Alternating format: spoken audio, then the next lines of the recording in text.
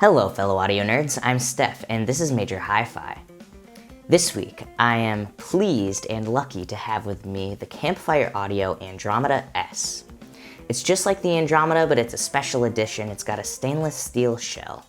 So I was super curious to know what's the difference between those two because, yeah, I have listened to the Andromeda and really love that earphone. So I was really curious, what changes did they make sound-wise to this one? So let's go back in time. I'll share with you my first impressions. Then I will meet you back here and talk about the specific differences between the Andromeda and the Andromeda S. And then I'll share with you my overall thoughts. All right, let's do it.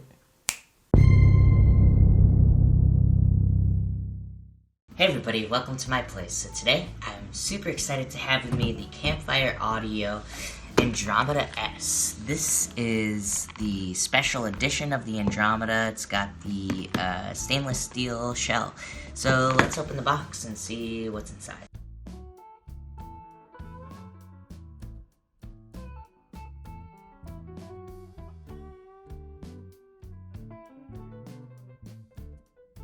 Alright, so as you'll see, there are a number of accessories here. First off, there's some documentation and warranty, Campfire Audio lapel pin, that's always fun. Got some silicone tips here, final audio ear tips, the Type E tips, the Campfire Audio foam tips here, cleaning tool. This is a little pouch, it's sewn in the middle so that you can place the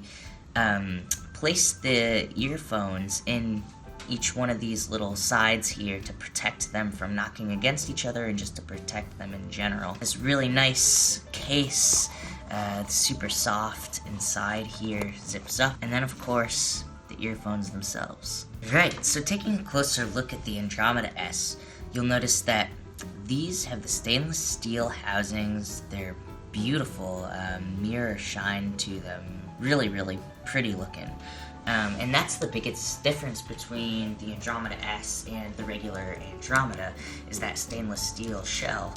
I'm curious how these sort of fit in the ear.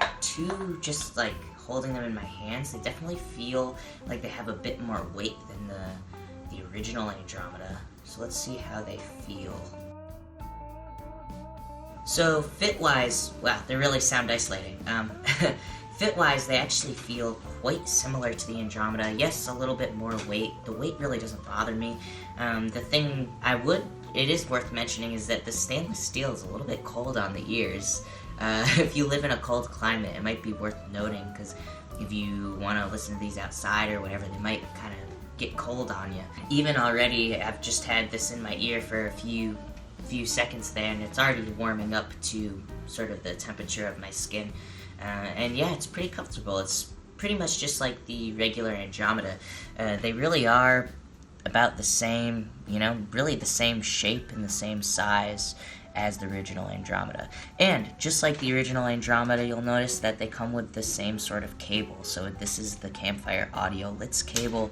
It's detachable via these MMCX connectors, and these are some of my favorite cables on the market in general.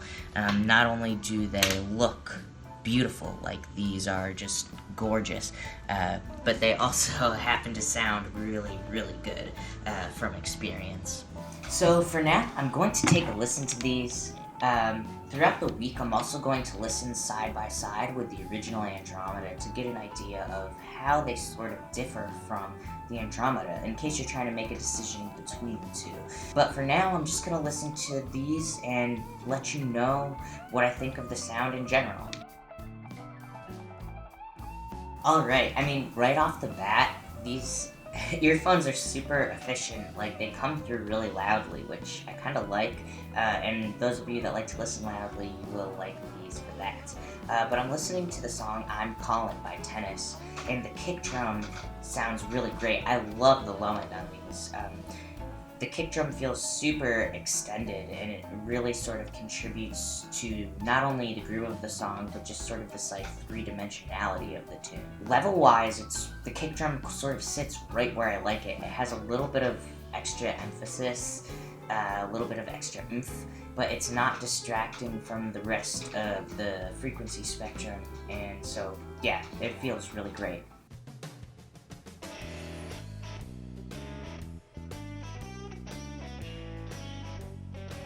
Oh yeah, the mid-range on these are awesome. Yeah, I was just listening to the song Slow Burn by Casey Musgraves, and that song starts off with an acoustic guitar playing rhythm and Casey's vocal. And yeah, the acoustic guitar, the dynamics of it were just so active and lively, and it really contributed just to the emotional impact of the song and sort of the bounciness and just the overall sort of groove of it. And something really interesting about that acoustic is that, so on most earphones, and I think the intentionality of the way the acoustic is mixed, is that sort of the attack of it sits most present in the mix. It takes precedence, in other words. Something really beautiful about the mid-range of these is that even though, yes, there was, the attack did take precedence in the mix, there's really a nice harmonic richness and harmonic complexity to that acoustic. I could hear the overtones of it, and because of that, there's sort of a sense of realism there. The bass guitar and the low mids felt super full. It wasn't overly emphasized. It sort of sat right where you'd kind of want it to sit in the mix, and it felt very on point in terms of pitch and just sustain and just overall where it was sort of sitting.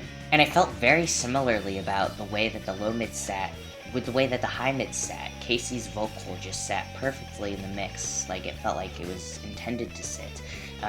There was still adequate detail and texture to the little sort of nuances of the way that she sings, but it sort of just sat perfectly on top, not overly emphasized, not ducked at all.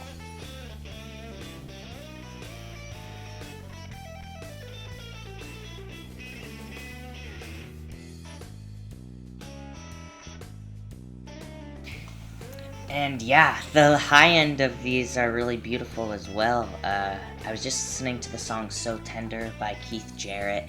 It opens up with just sort of this very kind of spacey, slow, kind of piano part, and there was sort of this lift to the attack of the piano, which sort of gave it this quality of delicacy. Then when the cymbals become a bit more active and the drummer starts playing more of the cymbals that are there, you could really hear just the complexity of those cymbals. There's a lot of spaciousness around them, and they each sounded really different, depending on the cymbal, and had sort of their own space to exist above everything else. Yeah, just overall those cymbals had a definite sense of richness, clarity, extension. This sounded really pretty.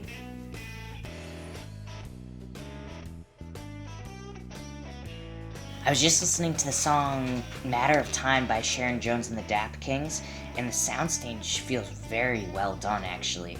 So the drums, the bass, the guitars, background vocals, horns, all felt super accurately placed in the stereo field, so it seems like the sense of width is really, in particular, well done.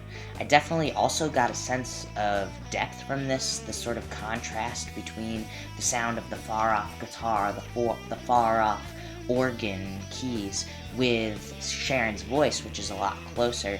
It definitely creates a nice sense of depth. And I think, too, in addition, the fact that the mid-range is so clear with these reverbs, room mics, come through with a lot of clarity, so if those tools are used as a mix technique to create space, it comes through really clearly on these earphones. There was also a good sense of height and depth. This song in particular is quite mid-rangey, but I still sort of got the sense that the drums, which are sort of panned off to the left a little bit, sat a little bit higher up here, and then the bass, which is sort of panned off to the right a little bit, it's going to be opposite for you looking at the screen, but anyway, you get the point, panned over here, sort of anchors right down here, and there's definitely a sense of nuance to it. It felt quite accurate.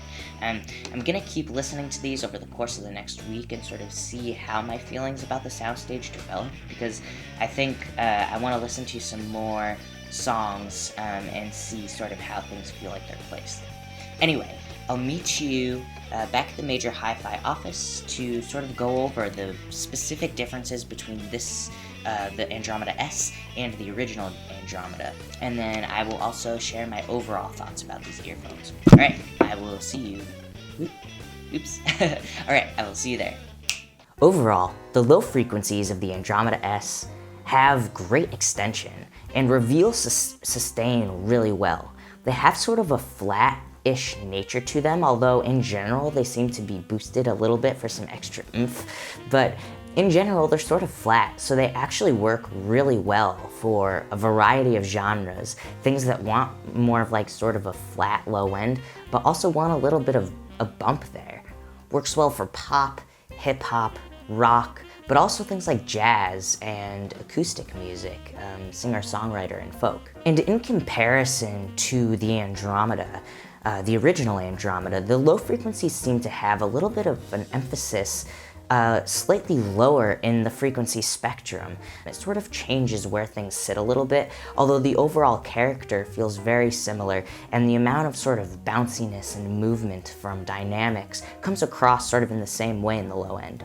The mid-range of the Andromeda S is dynamically active and really provides a good sense of groove to songs as a whole. The low mids are even and clear, and this provides just sort of a sense of stableness and solidity in the low mids, while still leaving plenty of space in the rest of the mid-range for details and to come across. Likewise, the middle mids feel really full as well. This creates a lot of awesome richness to guitars, strings, pianos, horns, anything that is sort of complex and needs that richness to come across in a realistic way. And this makes it really good for a wide variety of genres. It will give you the power that you need from sort of like big electric guitars, but will also give you the delicacy that you need for things like, you know, a light vocal or a, you know, pretty horn line. The high mids feel mostly even. There's a little bit of a boost right at the top of the high mids, which just sort of adds some clarity to things like vocals and things that are sort of sitting up there. A little bit of texture. Compared to the original Andromeda, the S feels a little bit more even in the mid-range, and I'd say, especially in the high mids, this sort of makes things like acoustic guitar and vocals sit slightly differently, just like a little bit more comfortably to my ear. The middle part of the mid-range also feels a little bit fuller to me with the S, and as a result, things like room mics and reverbs sort of come across in a more with a little bit more clarity to me. Overall, the high frequencies of the Andromeda S sort of feel like they are very clear, very spacious. They sort of lean more so toward the upper treble than the lower treble. It doesn't feel like a distinct sort of cut really, it just sort of feels like it leans in that direction. So there's a lot of great air, there's really good sort of texture and spaciousness for the highs. There's also sort of a sense of lift that you sort of get over the whole mix.